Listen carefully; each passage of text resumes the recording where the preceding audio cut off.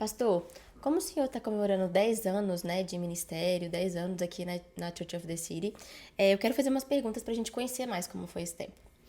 A gente quer saber, primeira coisa, como que foi a chegada do senhor aqui? Como que foi esse tempo quando o senhor chegou? Como foi? Esse negócio é muito engraçado. Na verdade, eu nunca vi ninguém chegando numa igreja como eu cheguei aqui nessa. A história é que eu não conhecia absolutamente ninguém nessa igreja. Ninguém, absolutamente ninguém. Não sabia que essa igreja existia. Nunca tive o sonho de estar nos Estados Unidos. Porém, como essa igreja ficou sem a figura de um pastor presidente por alguns anos, tinha um irmão que se alimentava na internet de pastores, de pregações. E esse irmão me achou na internet. Eu estava pregando na Igreja Batista de Cidade Seródio e ele ouviu em Guarulhos, ele ouviu essa mensagem, gostou do que ele ouviu, pesquisou algumas coisas minhas. Eu escrevia no meu blog, eu tinha um blog do WordPress, não tem? Eu escrevi um monte de coisa lá, ele leu os textos lá, gostou do que ele leu e ele fez contato comigo para eu poder vir aqui, conhecer a igreja.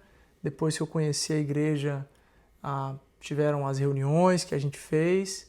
E aí, em seguida, em 2013, outubro de 2013, a igreja votou em assembleia para que eu fosse, então, pastor sênior dessa igreja, o que eu cheguei aqui no dia 29 de agosto de 2014. Entendi. E logo em seguida veio, você já propôs algo novo. Como que foi essa questão da visão de células? O que foi isso? Isso aí foi uma grande crise, na verdade, quando eu cheguei. Eu me lembro de vindo no avião com bastante convicção de que Deus tinha me chamado para cá, juntamente com Jácia.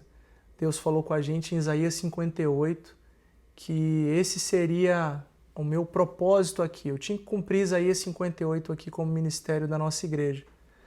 E eu me lembro que no avião eu estava em crise, fazendo perguntas para Deus, por exemplo, se eu ia conseguir pregar um sermão novo todos os domingos. Eu não sabia se eu ia ter essa capacidade. E eu estava em crise também sobre esse negócio de visão. Deus, como é que é isso, visão? Como é que a gente acha essa visão? Visão a gente lê em algum lugar e como é que é isso? Porque o pastor tem que ter a visão da igreja. Eu não sabia onde que eu arrumava isso. E aí eu comecei a orar a Deus e Deus falou muito claramente comigo de que a gente precisava viver uma igreja como a igreja de Atos. Foi então que eu comecei a estudar demais sobre a igreja em célula. Estudei muito o ano de 2015 inteiro. Comecei em 2016 então a treinar os primeiros futuros líderes de célula. Durante 9 meses, foi um tempo muito especial, foram 3 meses orando juntos todas as semanas por 1 hora, às quartas-feiras. Depois foram 3 meses estudando comigo a teoria do que é uma igreja em célula. E por fim, mais 3 meses rodando uma célula piloto com esses líderes e foi sensacional. Foi então que em 2017, em janeiro, nós começamos as primeiras 19 células da nossa igreja. Entendi. E aí, só voltando um pouquinho, nesse ano de 2016, teve algo também de novo que você propôs para a igreja? Como que foi isso? Na verdade, em 2016, eu tive um grande encontro especial com o Espírito Santo. Eu fui visitado pelo Espírito Santo correndo na rua. Eu estava lá correndo mesmo, ouvindo uma mensagem do pastor Paulo Mazzoni, um querido amigo que me discipulou, que me ajudou nesse primeiro momento da igreja em célula, que me ajuda até hoje se eu preciso de qualquer ajuda. E eu ouvi uma mensagem sobre o Espírito Santo. E eu me lembro que no final eu estava terminando a minha corrida e eu falei, Deus, eu quero isso que ele está falando. Eu não tenho desse jeito, eu não tenho essa intimidade com o Espírito Santo, como ele fala, com essa experiência, com esses milagres e maravilhas, eu não experimento isso. E foi então que Deus trouxe à memória a mim do texto que quando Jesus enviou os primeiros 70 discípulos, ele enviou de 2 em 2 e que eles não poderiam levar nada. O Espírito Santo trouxe uma convicção ao meu coração de que ele não poderia me dar o que eu gostaria, o que eu estava pedindo, porque eu estava carregando alguns pilares que não eram o Senhor. Foi então que eu fui tomado de arrependimento muito grande e eu comecei a pedir perdão, eu só chorava e pedia perdão a Deus. Eu estava chegando em casa, eu resolvi não subir para não assustar a Jácia e eu fui para um parque perto da minha casa e eu fiquei lá por 40 minutos, 1 hora, chorando e orando e eu só pedia perdão por eu estava realmente arrependido de estar fundamentado em 4 pilares que não tinha nada a ver com o Senhor, tinha a ver comigo. E isso mudou completamente a minha vida. Entendi. E em 2018 teve um boom assim de crescimento. Como que foi isso? O que que aconteceu? Como que o senhor enxerga esse momento? Quando a gente começou as primeiras células, a igreja ficou muito empolgada com essa visão e eu tentei de fato exportar uma visão de célula que era a que eu conhecia do Brasil e motivado pelos meus irmãos e amigos. Só que eu tentei trazer para cá uma realidade que eu percebi que não funcionava bem com a nossa realidade de igreja étnica aqui nos Estados Unidos. Foi então que a gente acabou crescendo demais, a gente multiplicou para 35 células naquele ano de 2017, no final de 2017, só que a multiplicação não foi saudável, não foi a formação da liderança não foi tão saudável quanto era preciso e a gente cresceu demais. Eu me lembro que naquele ano de 2018 nós crescemos com 69 novos membros naquele ano, o que para nós, para aquele tamanho de igreja que a gente tinha, foi realmente um grande absurdo, foi enorme, foi um grande crescimento. Só que aí a gente precisou fechar algumas células porque, de fato, a gente não multiplicou de um jeito saudável. E aí, como que foi esse recomeço depois de fechar? Como que foi também pro senhor viver isso, ver esse crescimento e depois essas células sendo fechadas? Foi muito difícil. Primeiro, eu precisei lidar com as minhas expectativas sobre esse lugar de performance, se era sobre aquilo que eu queria, sobre aquilo que era a visão de Deus e o que Ele estava fazendo na igreja, ou se era o que eu queria para a igreja, aquilo que eu estava forçando as pessoas a acreditarem, a viverem. Foi muito difícil, porém, Deus me deu uma palavra que era para eu ter paz, de que Ele estava cuidando da igreja e de que eu precisava reconhecer os erros que eu cometi como líder, na pressa, na rapidez, na minha vontade, reconhecer isso. E a partir desse lugar, ele ia construir algo diferente, maduro e profundo na vida da igreja.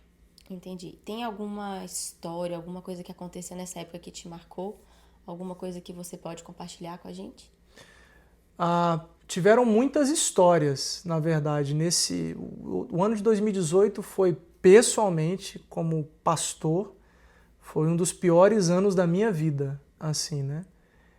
Foi o ano em que, numa vigília, uma pessoa da nossa comunidade pegou o microfone e começou a falar mal de mim numa vigília e foi muito difícil lidar com isso, mas especialmente eu tive que exercitar aquilo que eu sempre preguei, que a gente tem que amar as pessoas, mesmo que elas não concordem com a gente, mesmo que elas não gostem daquilo que a gente quer que elas gostem. E nesse tempo eu amei aquela pessoa, eu cuidei dela, eu continuei sendo pastor, inclusive ensinei a igreja a amar as pessoas a partir do exemplo. Mas tiveram outras boas histórias em 2018, que claro, porque eu estava muito triste, muito focado nas coisas que estavam dando errado aos meus olhos, mas foi um ano que a gente batizou demais, foi um ano que muitas pessoas reconheceram a Cristo, muitas pessoas entraram na vida celular e começaram a compreender a ideia da vida coletiva. Então foram muitas histórias boas. Entendi. E aí agora a gente passa para um tempo que todo mundo sofreu muito, que foi em 2020, a pandemia. Como foi para você, assim, como foi para o senhor como pastor lidar com a pandemia na igreja, estruturar a igreja para, né, permanecer nesse tempo? A gente só conseguiu passar pela pandemia do jeito que a gente passou porque a gente teve o ano de 2019. 19 foi o ano que profeticamente Deus ele me deu, em 2018, ele me deu 3 temas dos próximos 3 anos seguidos.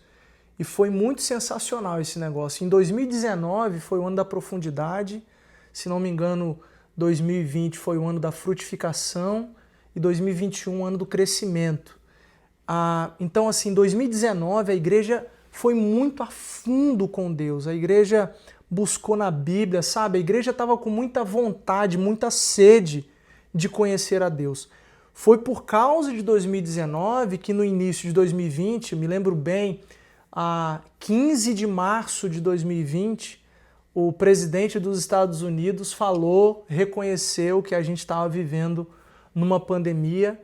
E aí, no domingo seguinte, no dia 18 de março de 2020, nós fechamos as portas das celebrações presenciais da nossa igreja e ficamos até setembro, sim, até setembro, sem cultos presenciais na nossa igreja. Foi um milagre continuar vivendo comunidade online, porque todo mundo foi para o online. Ninguém estava preparado para a pandemia, nenhum líder estava preparado para liderar a empresa, nenhum pastor estava liderado para pastorear uma igreja durante a pandemia. Então foi muito, muito difícil. Mas especialmente porque o povo estava em células, é isso que eu acredito absolutamente. Porque o povo tinha aprendido a viver em célula no pequeno, a vida da igreja continuou. Então as pessoas online continuavam assistindo umas às outras, cuidando umas das outras e abençoando umas às outras, mesmo com a distância. As pessoas se ligavam, as pessoas... Eu me lembro que gente que não conseguia, gente que ficava doente, gente que estava com Covid, as células se organizavam para levar comida na casa daquela pessoa, deixava na porta, porque eu não podia tocar, tinha que esterilizar tudo, higienizar, deixava na porta daquela pessoa que estava enferma e aquela pessoa vinha, comia da comida que os irmãos da célula preparavam. Eu acredito que a gente só conseguiu passar pela pandemia porque a gente estava ligado no pequeno. E pessoalmente, para você, assim, em 2020, você passou por alguns momentos. Conta um pouco mais pra gente. Como ninguém estava preparado para a pandemia, eu acredito que eu fui resolvendo as coisas, né? Eu fui fazendo tudo e trabalhando e só jogando cargas para cima dos ombros. E no final do ano de 2020 eu não aguentei. Eu tive um burnout no final do ano e foi terrível. Não tem quando você sente dor na alma, eu senti dor na alma em 2020. Minha família estava no Brasil e depois que eu estava um pouquinho melhor, eu fui lá buscá-los para trazer de volta para cá, porque eu precisava da minha família por perto. Esse tempo durou aí uns 2 meses, mas posso te dizer uma coisa, foi tão bom. A gente de fato, a gente colhe o que a gente planta, sabe, irmãos? Eu trabalho com pessoas que são os meus amigos, né? E eu me lembro bem que nesse tempo eu contei com a ajuda e serviço deles. Eles me abençoaram, me ajudaram, me assistiram, cuidaram de mim. E eles me ajudaram, me deram a mão para eu poder então passar por esse momento tão cinza da minha vida. E depois que a minha família estava aqui, minha família foi meu delicioso remédio. Tudo passou muito rápido, graças a Deus. E aí, conta pra gente, 2021, 2022, 2021 foi esse ano de crescimento, 2022 a igreja se expandiu muito para além das 4 paredes. O que aconteceu nesse tempo? Eu acho que a nossa igreja mudou, nossa igreja foi amadurecendo, nossa igreja foi aprofundando em Deus, foi frutificando e foi crescendo. Foi crescendo na intencionalidade do propósito, foi crescendo e desenvolvendo no seu senso de missão. Então a nossa igreja ampliou em número, nossa igreja ampliou com relação à visão missionária, ampliamos os nossos projetos, aumentamos os nossos parceiros, as células estão se multiplicando e continuam se multiplicando agora com processos de treinamento de liderança muito mais estabelecidos, melhor organizado e graças a Deus a igreja hoje é uma igreja que eu posso dizer que se eu não fosse o pastor dela, eu queria fazer parte dessa igreja pela leveza, pelo acolhimento, pelo senso de missão, pelos voluntários. Essa igreja serve, as pessoas servem aqui com uma alegria que me contagia. As pessoas chegam cedo aqui, as que vêm servem no domingo, mas o povo está servindo durante a semana. É muito amor e muita dedicação àquilo que é sagrado e àquilo que é para o outro. E isso me inspira até hoje. E aí a gente vai para 2023 e para esse ano, o que tem te marcado nesses anos? 2023 foi um ano importante, você fez 40 anos. O que isso significa para você ministerialmente? Nos meus 40 anos, a minha conclusão é que eu não quero perder tempo. Então Deus tem dado uma visão apostólica muito forte no meu coração, de expansão, de ganhar pessoas para Jesus, para a gente poder partilhar das coisas boas que Deus está fazendo aqui em outros lugares também. Com 40 anos, me parece que como era o meu grande sonho, quando eu cheguei nos 40 anos, eu fiquei olhando para aquilo que Deus vai fazer a partir daí. E o que Deus tem dado para o meu coração é que Ele quer que o nosso povo se espalhe, que a gente consiga abrir novas células em vários lugares do mundo, que a gente consiga ampliar a visão que Deus deu para nós aqui, que é uma visão bíblica, uma visão centralizada em Jesus Cristo, uma visão de pastoreio mútuo e uma visão de multiplicação. Ele quer que a gente se perceba parte disso em todos os lugares. E é isso que eu estou tentando fazer. Eu estou vendo a igreja se movimentando, estou vendo a igreja vendo como eu consigo ver aquilo que Deus me dá, e a gente está avançando e estamos indo em frente para tudo que Ele quiser, e vai ser super divertido. E para finalizar, o que você diria para o Sérgio há 10 anos atrás e o que você diria para o Sérgio daqui 10 anos? O que eu diria para o Sérgio 10 anos atrás, eu diria: faça exatamente o que você fez, tenta diminuir um pouquinho a intensidade, não a velocidade, tenha calma nos momentos que você não tiver o controle das coisas. E para o Sérgio 10 anos daqui a 10 anos, eu diria: termina bem a carreira, permanece na fé e continua até o fim, porque não é como a gente começa, mas é como a gente termina. Obrigada, pastor. Parabéns pelos seus 10 anos de ministério. Obrigado você, obrigado todo mundo que fez parte dessa história. Obrigado toda a minha família, obrigado os meus pais, obrigado a todos os irmãos que passaram pela nossa igreja, que estão conosco até hoje. E já agradeço a todos vocês que vão chegar aqui e viver Church of the City com a gente. Que Deus abençoe.